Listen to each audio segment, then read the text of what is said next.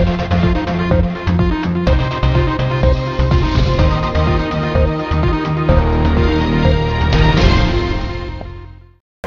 वालेकुम नाजरीन, मैं हूं इकराम 7H न्यूज़ में आपका खैर मकदम है।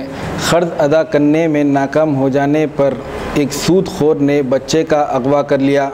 पेश है इस मामले पर 7H की ये रिपोर्ट। सूदखोर के दिल से रहम निकल जाता है, उसे किसी पर तरस नहीं आता। मजबूर से मजबूर शख्स उसके आगे एड़ियाँ रगड़ता है और अगर वो अपने सर का ताज उसके पाँव पर रख दे तब भी उसे रहम नहीं आता, क्योंकि सूद ने उसके क़ल्ब को काला कर दिया होता है।